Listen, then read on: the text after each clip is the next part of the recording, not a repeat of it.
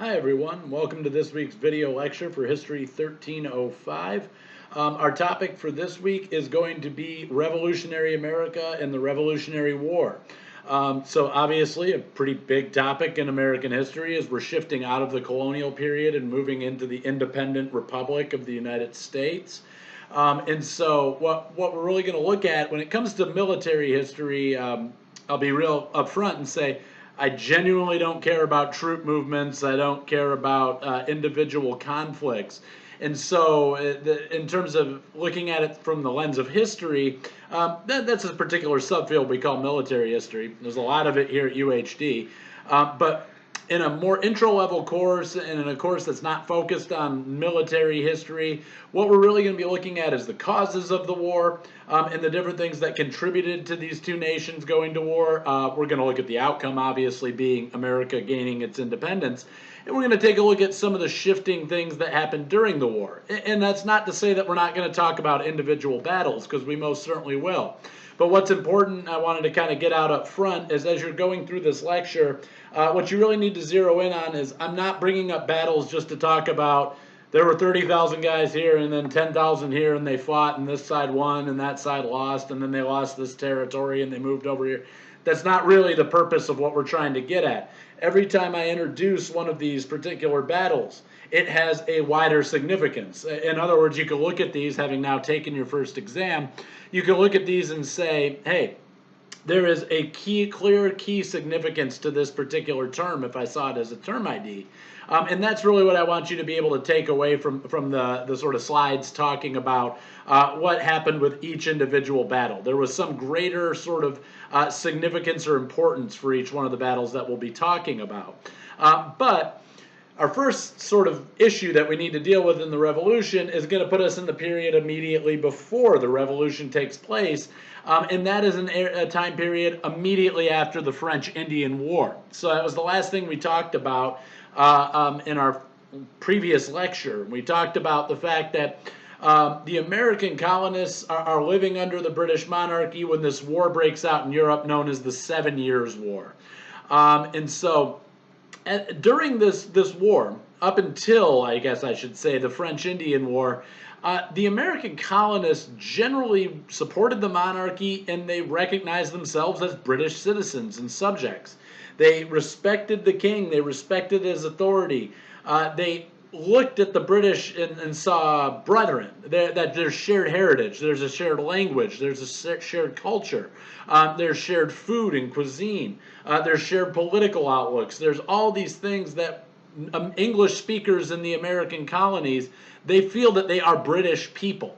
And so that is their identity. And it's important to set that out because that's the case in the 1760s, early 1760s. But the closer and closer we get towards the revolution, this British identity is going to break down and be replaced with a new American identity. And that's a large contributing factor to this war as well. So really what we need to look at is that the French Indian War here in North America and the 7 Years' War across the rest of the globe and in Europe primarily, the costs were absolutely staggering. So the British Empire, in the course of that war, had nearly doubled its debts. Historians estimate that the British paid about 70 million Great British pounds to fight this war. So we're not talking about a chili dog and a Coke. This is not a small chunk of change. They lost a lot of money fighting in this war. And so that's the economic circumstance we're looking at when the French Indian War comes to an end. There's also a social and sort of migratory component to it here as well. When that war came to an end, you might remember the last thing we talked about was the Proclamation of 1763. That proclamation said that settlers in the American colonies were no longer allowed to expand west of the Appalachian Mountains. This makes sense for the British on paper. They just got out of this war and said, wow, Native Americans really don't like us. And they're really looking for any opportunity they can to try to get us kicked out of this territory. So much so that they're willing to go and fight alongside the French. And so their attitude is, if we want to keep costs down in the American colonies, we can't have our settlers going all over the place. That's what starts these wars with Native Americans. And wars are always costly. They're not concerned about human life. They're concerned about the bottom line green dollar. What are we looking at here? What's this going to cost us? And so they tell American settlers, you can't go west. But that's a problem because when you look on paper, all of these territories extend to the Mississippi River. So as far as the colonists are concerned, that's their land. They are entitled to go west all the way to the Mississippi River and the boundaries of their existing colonies. But when this war comes to a close, the British say, you're not allowed to go further than the Appalachian Mountains. This is wasting a really great opportunity as far as the colonists are concerned. That's all usable, arable, expandable land that they can use to grow their wealth and their prosperity, and the British government has come along and said, no, you're not allowed to go there. So I think you can obviously see the Americans are going to be none too happy with that particular decision. Now, there's something else going on here, and it requires you to think outside of America and outside of America's history. The 13 colonies in America are important to the British Crown.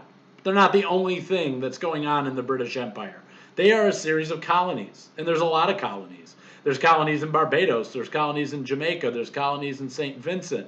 You have colonies being established in Southeast Asia, and colonies are already, they're making inroads in places like Lagos in Nigeria to establish that colony.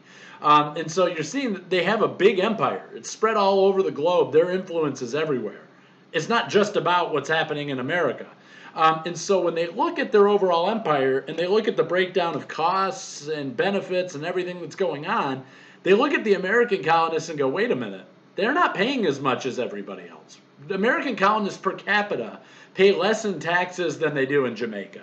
They pay less than they do in Barbados, less than they do in India, less than they will in Lagos, less than they will in all these other areas around the globe that the British have contributed or sort of gotten them to contribute to the British Empire. And so when the British look at this, they see a very inequitable situation. And so they look at the American colonies, they go, we paid a ton of money to defend you from the French, and then this is an ongoing cost. We have to defend you from Native Americans every single day. Every day I have to make sure there's enough military in the American colonies so that they don't get overrun by natives.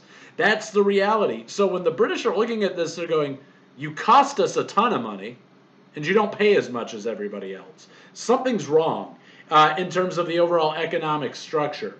And so to deal with this economic situation, Britain is going to enact higher taxes and more aggressive collection of those taxes in 1763.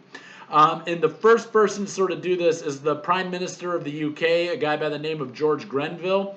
His whole goal when he takes over the empire in his position as Prime Minister, he says we have to close revenue gaps in the British colonies.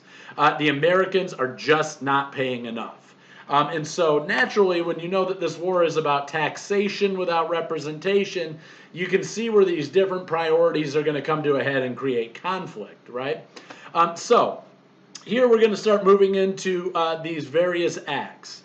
Now, I'm going to talk a little bit about each one.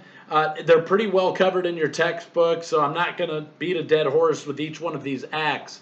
But it is worth looking at each one individually and then looking at the American reaction as to why they start to form some of the ideas that they do about representation in Parliament and taxation in the colonies. So, the first act is known as the Revenue Act. Grenville's the Prime Minister, and he says, we've got unequal revenue coming in. These colonies need to pay more. And so he passes this in 1764. It's widely known in the colonies, and oftentimes when you're looking through history books and textbooks, they're going to refer to it as the Sugar Act because it targets sugar for the most part. So what they do here is they lower customs on molasses, which is a major import into the American colonies. They're going to raise taxes on sugar and other products, which the American colonies are importing in really large quantities as well. They're getting most of these products from other British colonies. And so again, when Grenville's looking at it, he's not saying, hammer America, hammer America, hammer America. He's saying equity. I want everyone to be more balanced. What he's trying to do is make sugar more profitable to the colonies that produce it in the West Indies and more expensive to buy for the American colonists. We don't really produce sugar in great quantities here. We buy that from the West Indies and we bring it in. And so he looks at this and says, all right, here's what we're going to do. It's going to cost West Indian colonies or Caribbean colonies less money to bring it to the Americas, but the Americans are going to pay more money for it. And that's how he tries to create some more equity in this structure.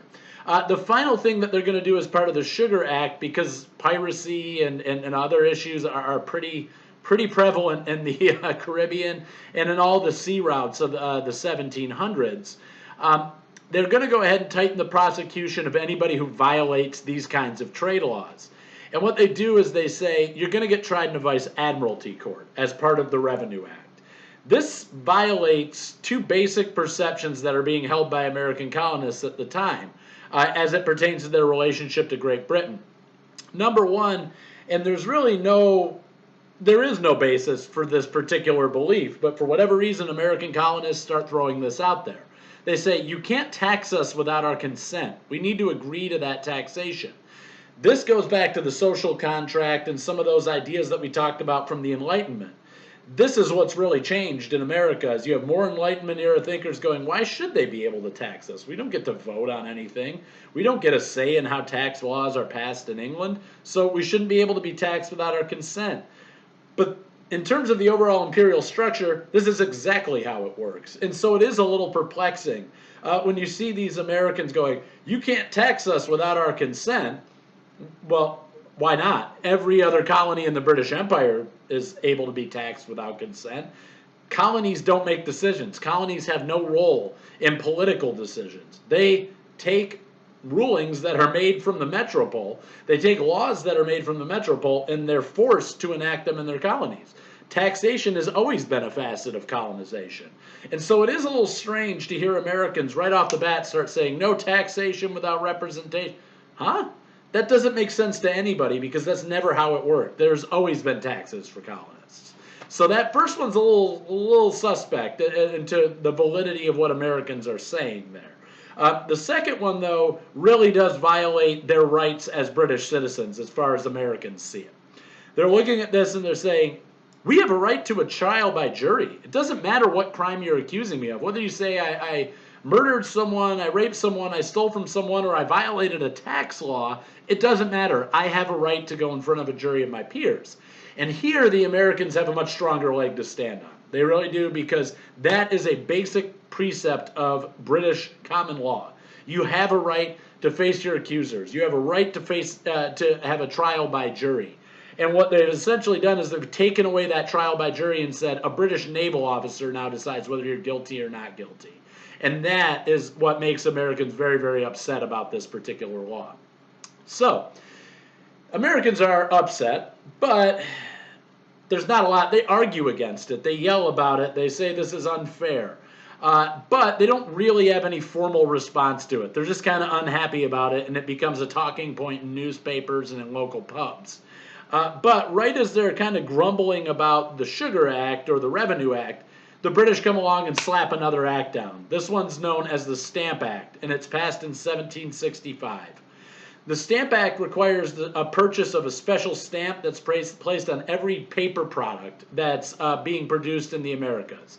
That's every document, that's every newspaper, that's every legal proceeding. Everything that's written on paper needs this stamp on it. And again, it helps to look at this and the broader Americans go, what are you doing? You can't force us to pay this tax. This is unfair.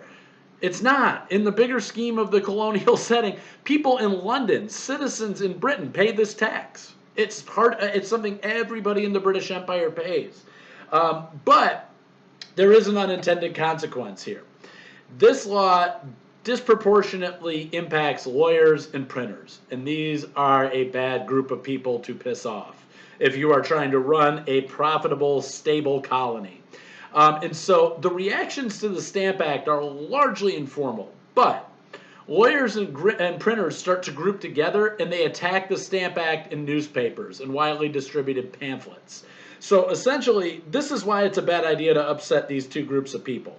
If you upset me, I can go around to a class of 50 people and I'll make a video about it and say how bad you've upset me and I'm not happy, and none of you should be happy with it either. But I'm just a professor, lowly instructor at a university class.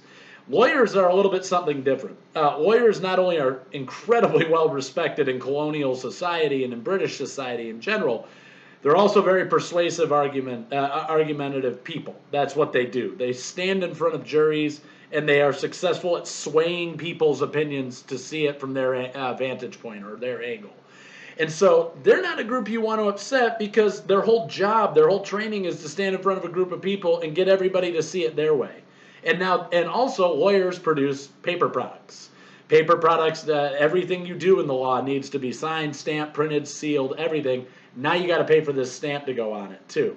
And then of course printers, you don't want to upset them because I can stand there and talk to somebody and convince one person that this Stamp Act is just not fair. A printer can put out 1,000 pamphlets at one time and get 1,000 people to turn against the law. And so the British there was a misstep here. They upset the wrong people in colonial society. This act disproportionately impacted people who could actually do something about it. And so the Sons of Liberty actually emerge, and this is a group that you're probably largely familiar with from your high school history classes. But the Sons of Liberty are a secret organization designed to protect the rights and interests of American colonists against what they saw as an oppressive British imperial system. But the group technically is only around for a year, and it's only there in response to the Stamp Act. The whole purpose of the Sons of Liberty was to get people to fight back against the Stamp Act. And they technically disband as soon as the Stamp Act's repealed. But their members are going to go on to become prominent sort of people within the patriotic movement. They're going to become people like Paul Revere, people of very high note on the East Coast that will form the basis of the patriotic push for rebellion, revolution, and ultimately independence. So there would be riots and demonstrations and protests happening all over the seaports of the United States. 9 of the 13 colonies send representatives to New York to start discussing what they're going to do about the Stamp Act Congress, or the Stamp Act, and they call this the Stamp Act Congress. This happens in 1766. And it's here in this Congress that we see no taxation without representation starts becoming the hallmark statement of American colonists. And really, it's kind of interesting because what happens here is that after the Revenue Act, it was kind of like, no taxation without representation? I don't know. I just don't want to pay more taxes. That's really what it's about. But as more and more of these protests start to happen, people start really pondering the question, why don't I have representation in Parliament? And that starts to become this nagging question that colonists, they want an answer, and the answer to them is naturally, you should have representation in Parliament. You're a colony, but you are British people. So really, they should have all these rights as well, as far as they see it. And so you start to see right around this time, it stops becoming a rallying call for, I just don't want to pay more money in taxes, to, why don't we have representation? We need to start looking at this and actually see if we can address this problem. But even more importantly, what we're seeing here is that with 9 of the 13 colonies coming together, this is the first time we really start to see unification of the colonies. Up until that point, there is no cohesion between Georgia and New York. Georgia's down south. They're plantation agriculture. New York's a commercial urban center. They don't have any real connection with one another. What happens in Georgia means nothing to the people of New York, and vice versa. And so what you're seeing is that this is the first time the colonies are being forced to go, you know what? We have a shared future here. This isn't about me and getting my colony a good position. We need to work together on this issue. Ultimately, in response to all this American anger, George Grenville is going to be removed by George III. He's taken out of the position of Prime Minister of the UK, and he's replaced by a guy named Charles Wentworth. Wentworth's going to have to repeal the Stamp Act in 1776. But something else happens here. They don't just repeal the Stamp Act. They say, fine, okay. You complained, you cried, you threw a fit. We'll take the act away. There's no more Stamp Act in the American colonies. Okay. But let's get one thing very, very clear. They pass legislation here and they say, look, we'll let it go. You win. You threw your little hissy fit. You got your Stamp Act repealed. Got it. Now let's make one thing crystal. We make laws, you follow them, end of story. You're not getting representation in Parliament. Call it. That's what they say to the American colonists. Now, with more and more colonists talking about why don't we have representation, you can start to see the framework for a collision course happening here. The British have made a clear statement. I don't care if you don't like our laws. That's how colonies work. Shut up and pay your taxes. That's what they're trying to say. And so the American people are not going to respond very well to this. But across the board, generally things seem to die down for a little bit of time. And then they're going to come out with another act known as the Townshend Act. This one's basically a tariff on paint, glass, paper, and tea. Pretty much anything that's being imported to the American colonies, the Townshend Act puts a tariff on it. And this is happening in 1767. Now, Charles Townshend kind of makes a stupid move here. And essentially what he does is he goes, Americans get mad every time we try and tax them, but they won't get upset if we put customs duties or tariffs on the things that they import. And so it doesn't really matter. At the end of the day, whether it's a direct tax or it's a tariff, it costs an American consumer more money to buy an imported good. So he's absolutely dead wrong. Americans don't really care about what you call it. Just like today, if I say, I'm going to take $20 out of your wallet and I'm going to call it a tax, or I'm going to take $20 out and call it a tariff, you still don't have your $20. It doesn't matter. You don't care what I call it. You just don't have your money. And so that's what's happening here is he goes, well, they get mad about taxes, but not tariffs. No, they get mad about taking money out of their wallets. That's what they're mad about. And so you're going to see again, after the passage of the Townshend Acts, these mobs take to the streets in the major seaport towns of the colonies. Boston, New York, Providence, they all erupt and turn unruly. And again, the colonists start talking about this idea that you can't tax us if we don't have representatives. And this is just totally flabbergasting the British. They're going, what? Where did they get this idea that they get representatives in Parliament? But that's the way things are going to work. So the non-importation movement is a formal reaction to the British passage of the Townshend Acts. And as you can see, it's a cause and effect thing playing out right in front of your eyes. The British make imports cost more, so the Americans boycott everything that gets imported to the American colonies. Women take an active role in these boycotts because it's tea and clothing and things like that. They're large consumers of these products. And so to show solidarity with the other American citizens, they stop buying imported British clothing and imported European clothing. They start wearing American-made clothes, which to a high society woman at that time are terrible, dirty little rags. Americans don't know how to make clothes to the upper echelon of society. And so it's kind of a sacrifice for even the upper class women where they're saying, I'm going to go ahead and buy American-made rags rather than to support the colonies, rather than buy the beautiful British clothing that I'm used to purchasing. They have tea parties and high tea and the same thing that all British countries tend to have. And they're going to say, we're just not buying tea anymore. Forget it. And the British are going to start to, in response to these riots that are happening in the seaport towns, the majority of their soldiers are out on the frontiers to defend against Native American raids. And they say, well, now we got to move them back into the cities. So they bring all these soldiers back to the cities and they essentially enact martial law in the seaport towns of the 13 colonies. As you can imagine, this doesn't end well. You don't take a group of angry rioting people and then calm them down with a police state. Generally speaking, you're just asking for more conflict. So when all this stuff plays out, this is what's going to contribute to the Boston Massacre of 1770. And so the Townshend Acts, just to wrap up our discussion on this, I'll talk about the Boston Massacre in a moment. This all plays out like this. The Boston Massacre happens as a response to the troops moving back in 1770. And then the British are going to say, wow, that turned out really poorly. And they're forced to repeal the Townshend Acts as well. And then in response to all of this, the British are actually going to say, you know what? Forget America. Forget the American colonies. These people are a bunch of I'll be really pleasant, idiots. So they probably would have found a few more choice words. But more or less, the British see the American colonists as ingrates, that we want everything that every other colonist around the world gets, but we don't want to pay for it. So they say, you know what, forget the United States. Tensions are way too high there. Every time we try and do something and they're not the United States, the American colonies. But every time they try to do something in the American colonies, they get riots and protests. So they say, forget it. And they start focusing on developing their colonial inroads in India. And this is going to be a big problem for America because India is largely going to become a producer of the same things that the American colonies export.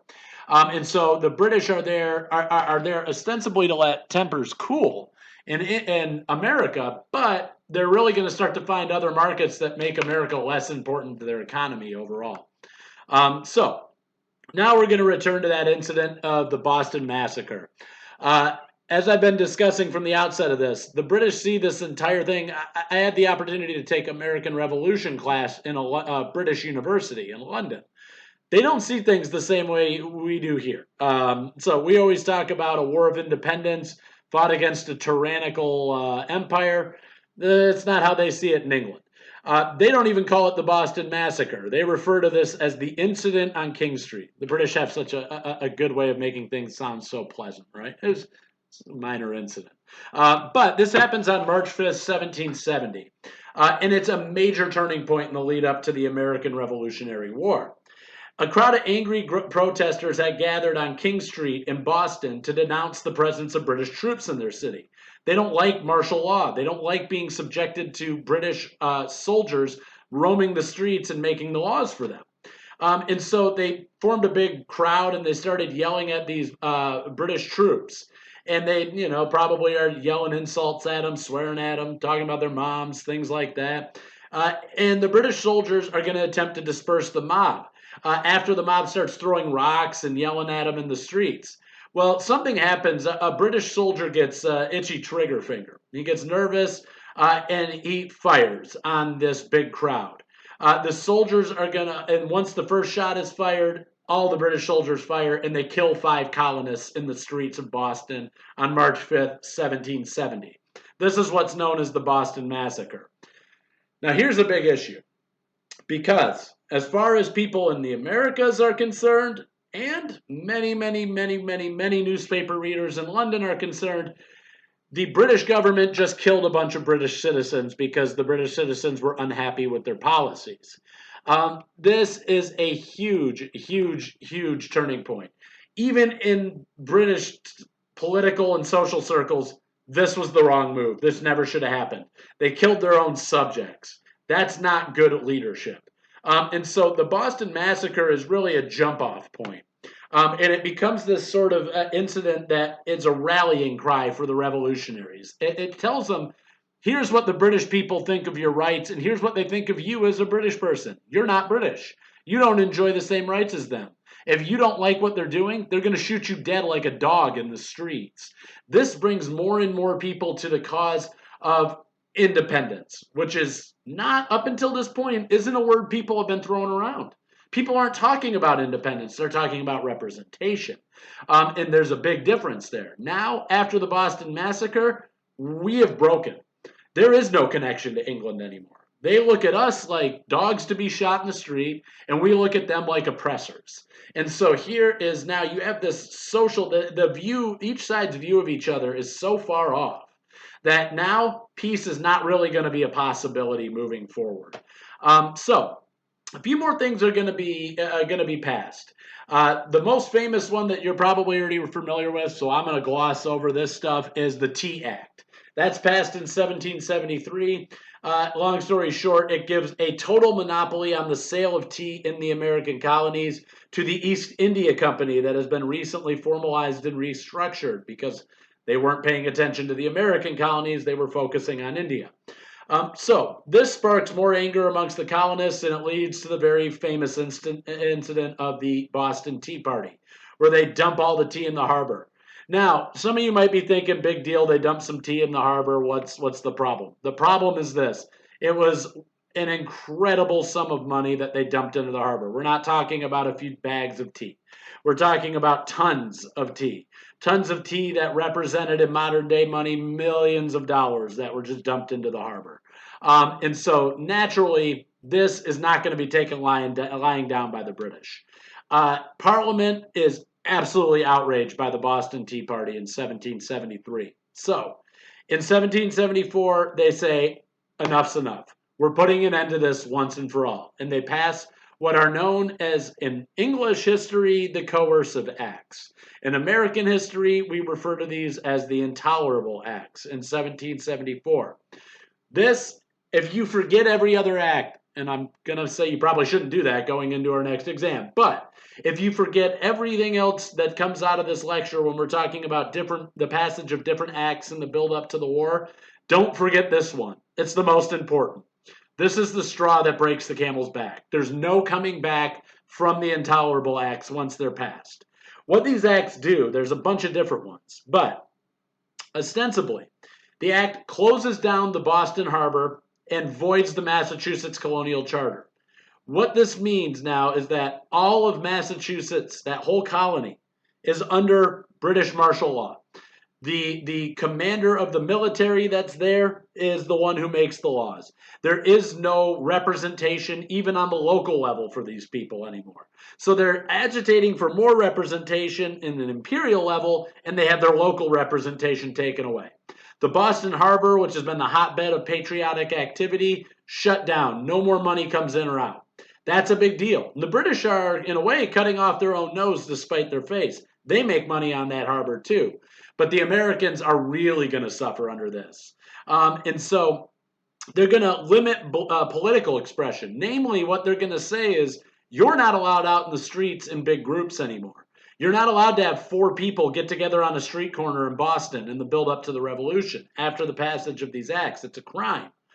They think that you're agitating for revolution, or you're agitating to fight back against the British soldiers. British soldiers are actively quartering in American homes, and I'm using real specific language here because a lot of what we're seeing happening right now is going to be enshrined into American law so that it can't happen again. And this is one of those things. When you look at our Bill of Rights, you'll see one of the amendments says American soldiers are not allowed to quarter in American homes unless during a time of open conflict and war. Now, what we're talking about there, that's a hallmark of this time period. It's kind of a hangover from the revolution.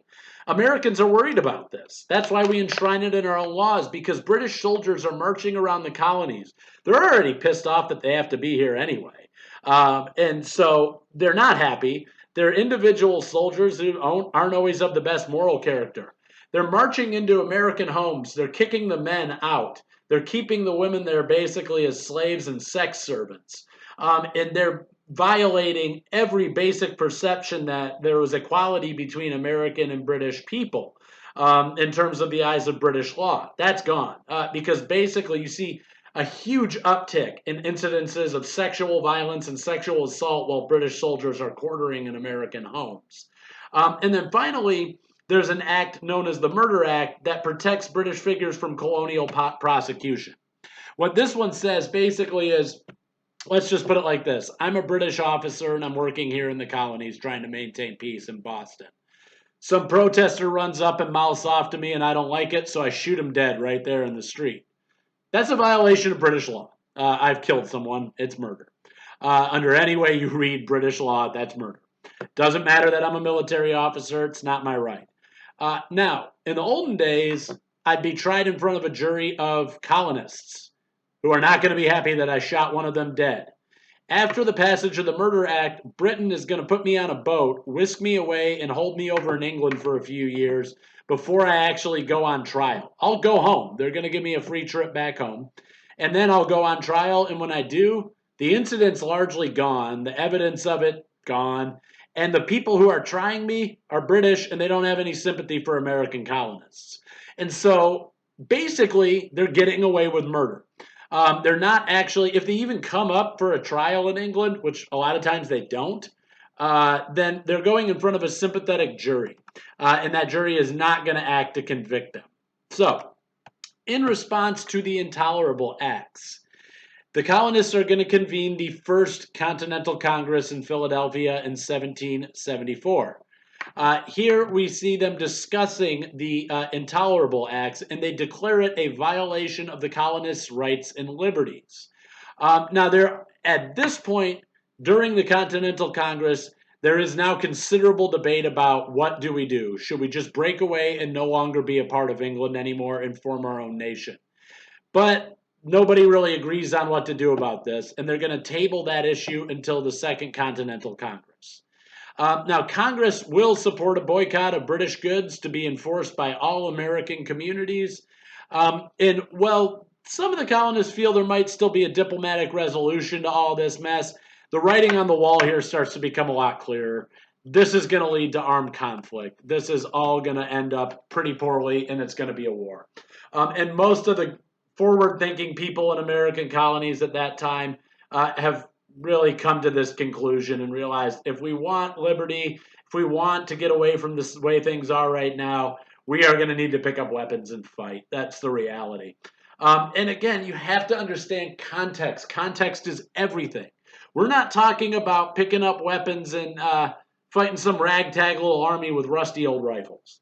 You are talking about going to war with the world's strongest military, bar none. You are a bunch of farmers, lawyers, metal workers, carpenters, shoemakers, you're all just people. Your farmers, for the most part, are people who are fighting on the American side. They have no military training. They're not professional soldiers. We have no equipment, no ammunition. We don't have an advantage militarily in any way whatsoever. And so the Americans are basically gambling. When they choose to declare independence, they're gambling on really crappy odds. I'm telling you, if this were put up in Vegas today, it is distant odds that America wins this revolution. And anybody who contributes to it is pretty much signing their own death warrant. So really, we're going to start to see that the colonists, for a long time, they do have a few advantages, and we need to take a look at what those are. The first is that they, for a very long time, have been living on the fringe of the British Empire. They're used to Native American raids. They're used to little skirmishes with extra-national forces from the Spanish or the French. And so they're in the practice of raising militias. They can't afford to wait for a British Army regiment to come and save them from whatever's threatening their community. So they got used to defending themselves. They know how to pick up weapons and defend their community. Now, the colonial leaders, one of the first things they do after the First Continental Congress is say to all the governors of the colonies, get your militias in order. Get everybody ready to go because we're going to need as many people with as many guns as in their hands as we can get. And in an effort to undercut the militias, the British troops learn about what's happening in these colonies. And in Massachusetts, they send their troops out of Boston. They're going to move them out of Boston where they've been trying to suppress these riots. And they start marching them towards Concord, Massachusetts in April 1775. The idea there is that there's a big cache of weapons and ammunition in Concord. And their goal is to take that from the American militias. They don't want the militias arming themselves. One of the biggest problems militias have is, we got a lot of people, but we don't have enough weapons or ammunition. And so this is where you have Paul Revere, William Dawes, and Samuel Prescott, among a bunch of other people. They're not the only ones. Back when I went to school, it was like Paul Revere by himself on a donkey or something like that, riding through the countryside. And then I vaguely remember something about a feather in his hat and called it macaroni. I don't know. I'm mixing them up with Yankee Doodle. But the idea here is that there's a lot of mythology surrounding the Midnight Ride. What the Midnight Ride is really all about, you probably heard the legend of they ride through the countryside, and there's the people on the front lines are going to tell them whether the British are coming by land or by sea. They were supposed to flash this light, once if by land, two if by sea. But in reality, this is a romanticized myth of one guy getting the message and writing and spreading the word to everybody that the British are coming, the British are coming, and the British are coming. The British were already there. The British were already in Boston. What was Dawes and Revere and Prescott and the other Midnight Riders were trying to do is they were trying to warn the militias in the interior, where they had the largest numbers of people. They were trying to tell them, get ready. The British are coming, and you've got to get the weapons out of Concord first. You have to get access to these things first. That's what makes the Midnight Ride so important. It's not about where are the British going to be and where are they coming. It's about this is what they're coming to do. They're going to undercut us by taking the weaponry, and we need to get it first. And so, ultimately, the Midnight Ride happens where first Revere, Dawes, and Prescott, they're going to take some different routes, but they start riding out. And they're not just riding to one place. All along the way, they're warning the different militias of the different towns. Get together. Get ready. The British are coming, and you need to be prepared to fight. And so, basically, Revere and Dawes, they only get to Lexington, where they're going to be captured. They actually are not even successful in making it to Concord. It's Samuel Prescott who gets past the British lines, moves past their military, and gets in front of them to Concord to warn people there. But there's going to be a skirmish at both Lexington and Concord, and these are considered the opening salvos of the American Revolution. When the British get to Lexington, they're met by about 60 to 70 American militiamen. And the commanders of these two forces, both British and American militia, they get together and they're going to have a conversation. And it looks like, conflict averted. Everything's going well. They're just going to walk away. There was nothing in Lexington to fight over anyway. But shots are going to be fired. Again, somebody, we're not sure who, if it was a colonist or a British regular, they get an itchy trigger finger, and basically, once one person fires, everyone's firing. One British regular soldier is hit and wounded. 8 colonists would be killed in the fighting at Lexington. The militia was way too small there. It had to disperse and basically run off into the forest. And the British move past Lexington and say, all right. They move onwards towards Concord. And there word has gotten to them. So 250 militiamen were able to actually hold off the attacking British, who are coming with numbers like 800 guys. So the Americans are massively outgunned here at Concord. So the British regulars are searching the town for the ammunition and the weaponry, and that's when the militia and the British regulars start to exchange fire. And the fight, and this is a really stupid mistake on the part of the British commander here. What the British do is they have a numerical advantage.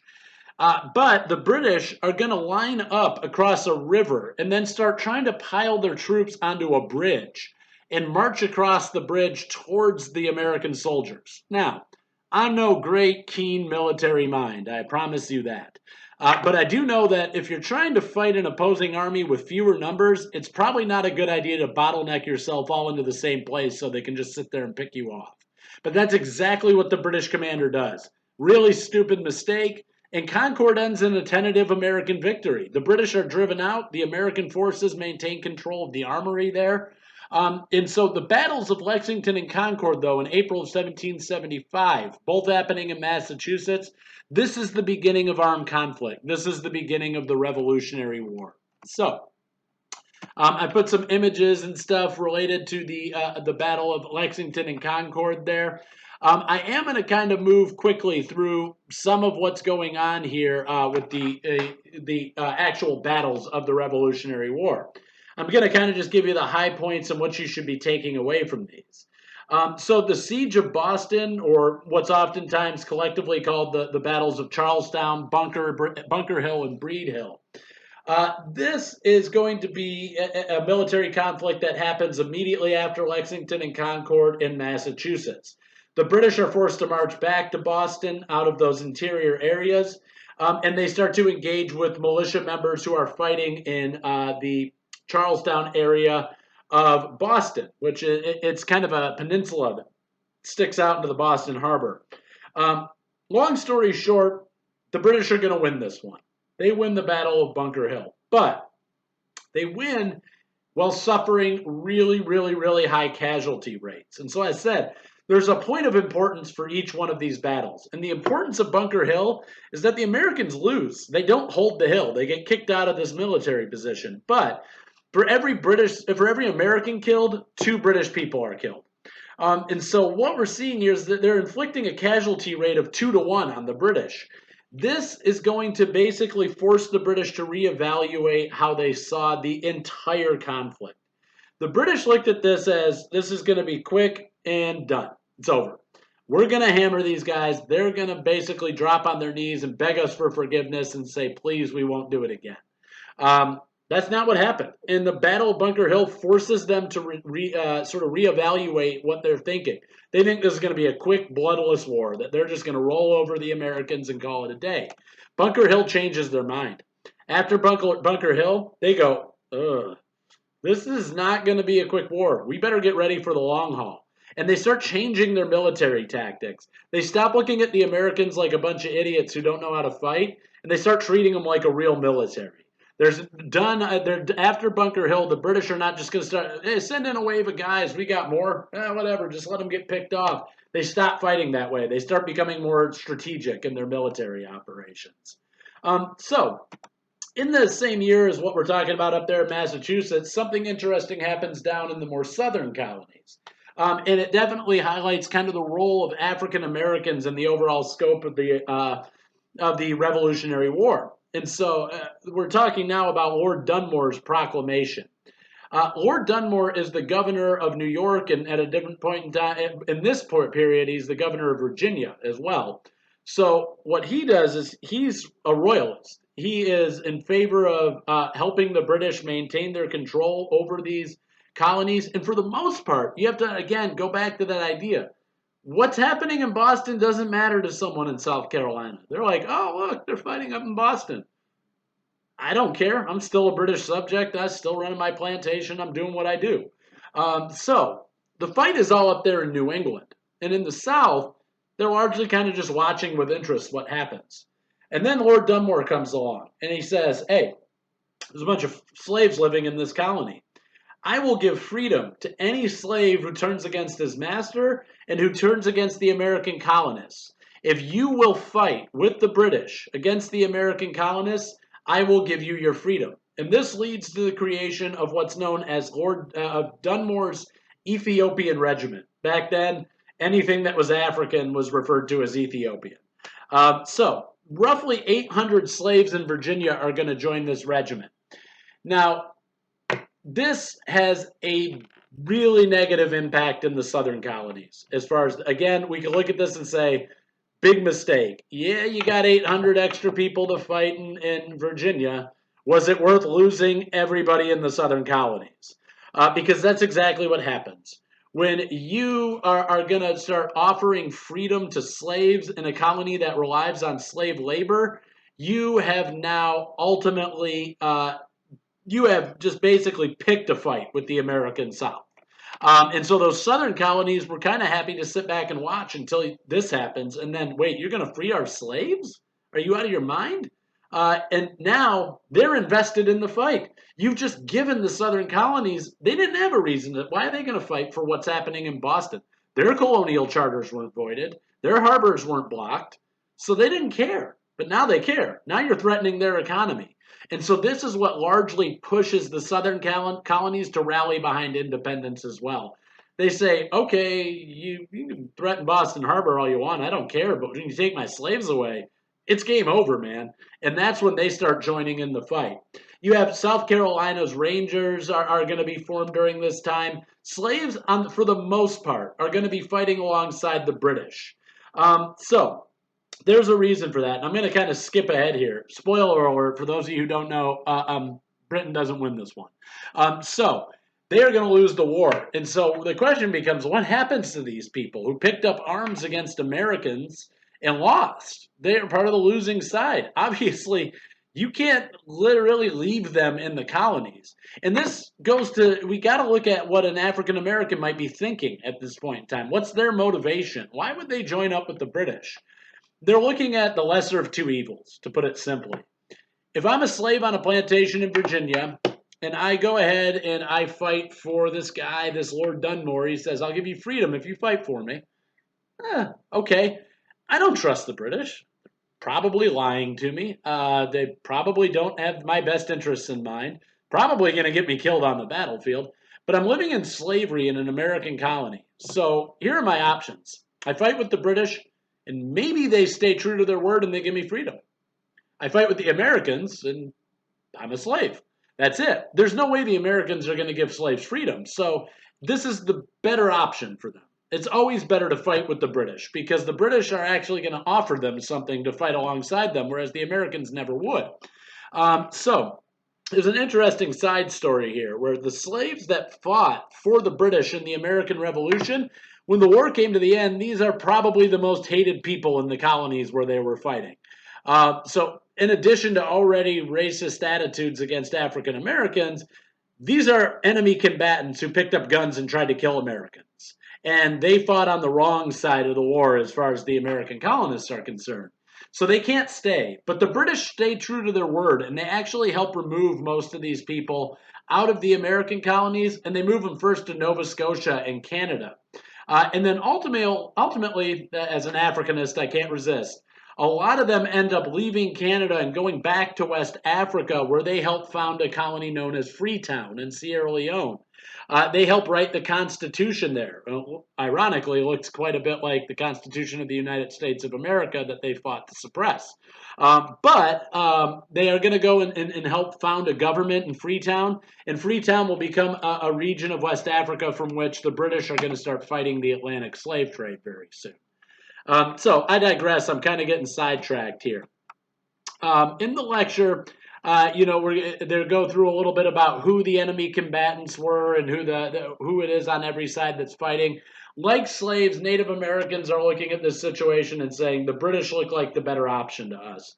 I'd rather side with them, and they have good reason for saying this. If the British win, they're going to keep that rule in place about, no, we're not just going to expand willy-nilly and let you go kill off every Native American who's standing in your way.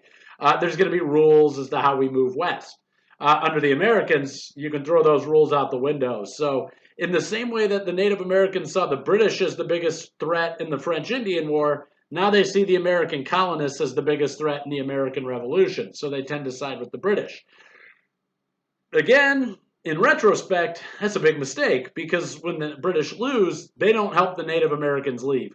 The Native Americans are stuck here. And as far as the Americans are concerned, these are enemies. They tried to kill us. They tried to murder us on the battlefield. So here we go. Now that that's our land, they're not going to be real sympathetic towards Native Americans who picked up weapons and tried to kill them in the Revolution. So that's going to leave Native Americans in a really sticky spot when this whole thing is done.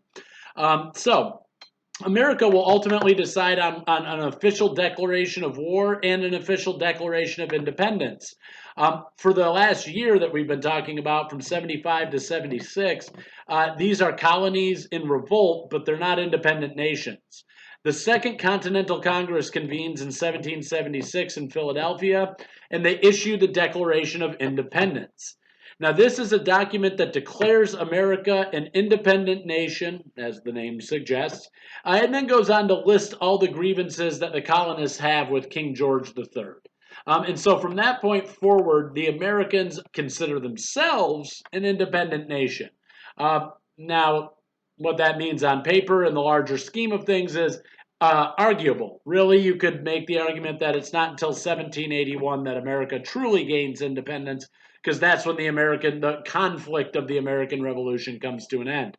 It'll be 2 more years. The British are real upset, so it takes them 2 years to sign a treaty when the thing's over. So, continuing down, when we're looking at some of the key battles, your textbook talks a lot about what's going on here, but there are some things happening that I do want to point out because it has some longer sort of implications for what happens in our course. I talk a little bit about the Battle of Princeton and the Battle of Trenton, both in New Jersey. The Battle of Trenton is probably the most important. After the Battle of Brooklyn, which you'll be reading about, the American troops are wintering in Pennsylvania. They've been pushed out to Pennsylvania, and they're sitting there dropping dead of dysentery, cold weather. They don't have jackets. They had a march from New York after they were beat there all the way back to Pennsylvania and to Philadelphia. Some of them didn't have shoes on. Well, they made this trek in the winter. And so what happens is Washington is in command, as you probably know. George Washington's put in command of the Continental Army. And he's sitting there in 1776 in the winter, and he's going, something's got to change. We're dead. And remember, a guy like Washington, He's not talking about theoretical, do we win the war, do we not win the war? He's saying, my neck is in a noose if we lose this thing. I'm dead. They're probably going to torture me, mutilate me, and then execute me. I'm not even going to get a slow death or a quick death. I'm going to get a slow, painful, torturous death. So he's looking at this reality of something's got to give here. We are on our way towards a loss. We're losing people, and the morale of the Continental Army is down. These are not professional soldiers. These are guys with homes, families, businesses they have to get back to. And they're sitting there in Pennsylvania over the winter, freezing half to death with no supplies. The American militia members are just leaving in great droves. And so Washington goes, I got to get something to turn the tide of this war. And that's when he launches his really daring raid of a Hessian encampment in Trenton, New Jersey. So Hessians are German mercenaries that were employed by the British. For anybody who saw that movie of Sleepy Hollow, Christopher Walken's character with his filed down teeth and eventually no head, he's a Hessian mercenary from this time period. The Hessians are hands down the most feared fighting force in continental United States. These guys are brutal. They're well tested. They fought in the Crimea. They fought in Prussia. They fought all over Europe. They do things very, movies aren't always accurate. They do these kinds of fear tactics. They file their teeth down to points so that they can bite people on the battlefield. They spread rumors about themselves about how they eat the hearts of their fallen enemies to gain their strength. These guys are just, there's a lot of rumors and falsehoods about the Hessians. But at the end of the day, when we get right down to basic facts, the Hessians are the most feared unit of fighters here. They're the most effective. They have Jagers, they have Hussars, they have Grenadiers, artillery units. They have cavalry, infantry, artillery, everything you need to win a war, and they're well-trained, and they're really fierce. And so what Washington's going to do is he's going to wait till the night of December 25th, Christmas night, and he decides to cross the icy Delaware River from Pennsylvania into Trenton, New Jersey. And he launches a surprise attack on the Hessians. And this is critical because this victory gives the Americans some modicum of hope. They look at this and go, maybe we can win this war. Maybe we can turn the tides. And it stops the volunteers. Remember, all our soldiers are volunteers. They stop getting up and leaving in the winter of 1776 from this point forward. They start committing to the Continental Army and this idea that we can actually win independence from Britain. And so that's what's important about the Battle of Trenton. That's what you want to take away from that one. He moves on to fight in Princeton the next week. This one is important for a different reason. Here, George Washington shows his true heroism. An American officer, back in these days, military commanders like Washington, and even still to the present, they don't actively fight. You can't afford to have your guy who makes all the decisions for the army die on the battlefield.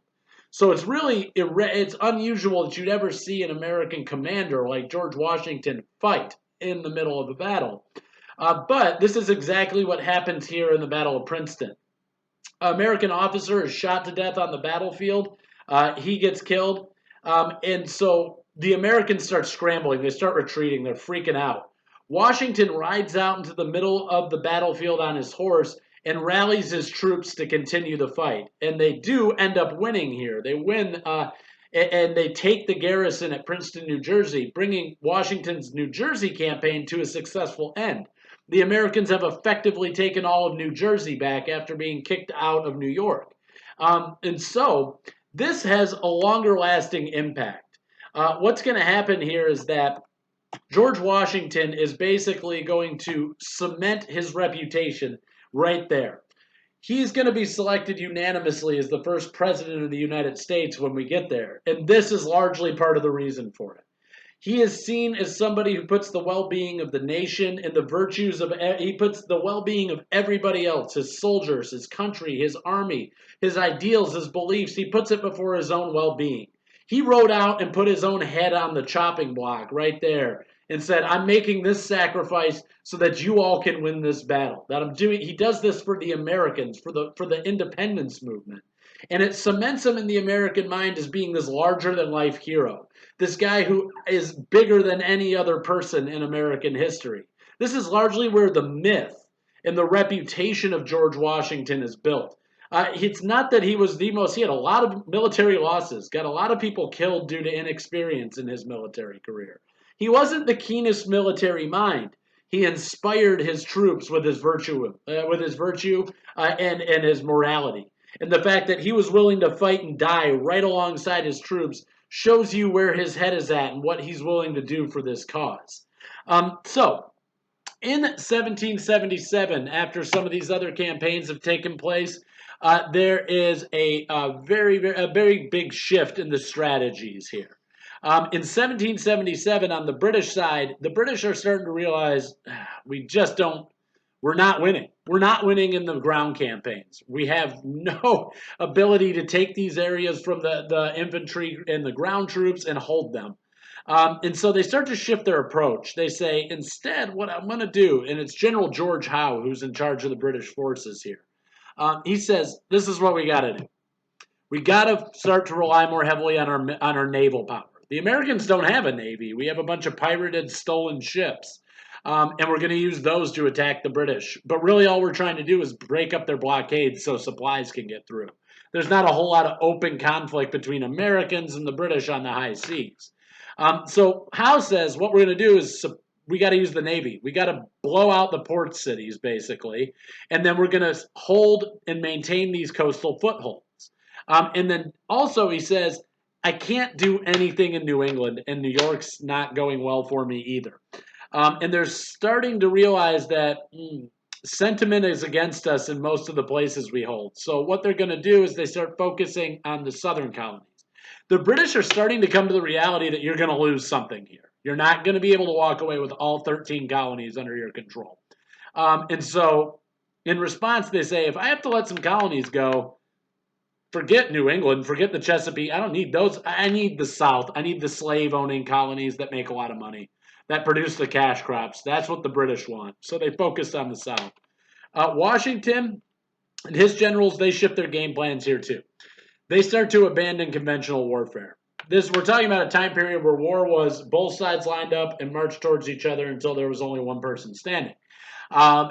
This is not going to win an American war. What Americans need to do is focus on creating what they call a war of attrition. This is a common tactic in world history.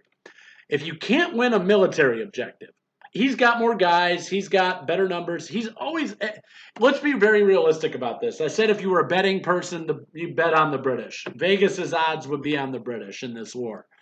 But let's put this very simply. If England wanted and made their top priority above all else to hold these areas and hold these colonies, yeah, they could. Absolutely.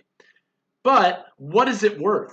What is it worth? How many people are you willing to let die? How much money are you going to spend fighting this war to hang on to these colonies? And that's the real question. That's what a war of attrition's about. The Americans are trying to make it not worth it anymore to the British. And so they start carrying out small-scale raids and assaults meant to demoralize the British infantry. This is a tactic they learned in the French-Indian War. This is what Native Americans do when they attack. They're looking at a bigger army saying, I can't march up in line and go, you're not going to beat them in a head-to-head fight. It's never going to happen. And so what the Americans are going to do is start popping up while a guy's standing guard at 2 in the morning and shoot him in the head, and then crawl back into the bushes and run away. This is considered horrible taste. This is bad form. The British look at this and are appalled. They say, oh, you're uncivilized. What a bunch of animals. That's not how you fight war. Another thing that the Americans do, and this really upsets the British, at this point in time in Western civilization, it's considered rude to kill a military officer. Now, as ridiculous to us as that sounds to us today, those are the rules of war back then. You don't kill officers. You kill the grunt on the front line. He's not worth anything. You don't shoot at their officers. That's exactly what the Americans start doing. They start picking off British officers. And so Washington realizes, I can't play by the rules and win. It's time to break a few rules. And that's exactly what they're going to do. Now, those are the changing strategies. But more so than anything else that helps the Americans win this conflict is foreign help. The Americans are not operating in a vacuum. And again, I want to make clear, they're reaching out to the Spanish and the French for help in this conflict. The Spanish don't love America. They don't like Americans. They don't love the French. The French don't love us. This isn't about anybody liking America or believing in what its ideals were or any of that. It has nothing to do with it. What this is about is I don't like the British, and I'm in direct colonial competition with them all over the world. What better way to hurt the British than by helping the Americans? And so that is exactly what the Spanish and the French are going to do. They're attacking the British on the high seas. Anywhere there's a British ship and the French or the Spanish spot them, they attack them. And it pulls British Navy resources away from the American conflict. Spain starts attacking the British out of the Mississippi Valley in Florida. The French come up out of the Mississippi Valley in Louisiana. They're going to come down. They are attacking from the west. Technically, they still own some stuff on paper here. They're mostly engaging with Britain on the high seas. But the war actually gets exported to other parts of the world. You see, the British, French, and Spanish are fighting in Asia, the Mediterranean, and Africa, and it's all over what's happening here in the American colonies. And so the British they have an extreme naval advantage, but the French and the Spanish are going to help undercut that. So the end of the war is going to come in sort of the 1780s. As I mentioned, after 77, the British start looking south. There are larger pockets of loyalists in the American South, and they're also the most profitable colonies in the Americas. So the British won some major battles at Savannah, Georgia, Charleston, South Carolina, Camden, South Carolina, but America comes back and turns the tide of war with the victories at Cowpens, South Carolina, and Guilford Courthouse in North Carolina. These victories are going to push Cornwallis out of the Carolinas, and Cornwallis is now the leader of the British forces here in America. So he's forced to retreat to a well-fortified town in Virginia known as Yorktown in 1781. So the British have kind of looked at this and gone, uh-oh, we are in big trouble. You've got your last vestige of real British military power is all clustered in this little fort at Yorktown. And the fort quickly comes under siege. The French launch a huge fleet of ships, and they start bombarding the town of Yorktown, hitting the British Navy at Yorktown and weakening their position. In addition to that, they launch a massive ground assault up out of the Mississippi Valley, led by a guy who's very famous in American history, known as Lafayette. Lafayette's going to be the one who helps lead these French troops. He's partnering up with American ground troops, and they lead this ground assault on what is known as the Siege of Yorktown. And this will force the British surrender, or at least the surrender of General Cornwallis on October 17th, 1781. Now, that is the end of ground conflict. There is no more fighting in the American colonies after 1781. But the British are so bitter about losing this war, and I even put a picture towards the end of your slides. You can look and you can see there's a newspaper talking about it, and then there's a picture in the middle that shows many of the familiar American founding fathers, the guys who were there to sign that treaty that ends the American Revolution. And then there's a big blank spot on the rest of it. This is another one of those fun stories of history. What happened there is that back then they didn't have photographs, so somebody had to paint this all. The painter needed everybody to sit and pose for them to finish it. The British delegation that came in and signed the Treaty of Paris in 1783 was so pissed off. They were so upset about this loss in the American Revolution that they came in, signed the thing, and when the guy said, "Could you please pose so I can, memorialize this and draw it?" They said, "Yeah, right." They got up and walked right out of the room, so he just left their side of the picture blank while the American side posed. But the British do not recognize American independence for another 2 years. It wasn't until they had a shift in their political sort of structure and a party known as the Whigs came to power. That's when they start actually, recognizing. They sign the Treaty of Paris and say, from that point forward, that's the end of the war, and the Americans are now an independent nation. And so, in the 2 years between 81 and 83, there was some interim naval warfare going on. It was rather minor. But for all intents and purposes, the conflict comes to an end in 1781, and the war is officially over in 1783. And when that happens, you now have a new nation on the face of the planet known as the United States of America. And that is, is the focus of our history course. So we've gotten to that point and we can take it from there moving forward. That wraps up my lecture here. So if you have any questions, comments, concerns, anything like that, feel free to send me an email or set up a Zoom meeting. Take care.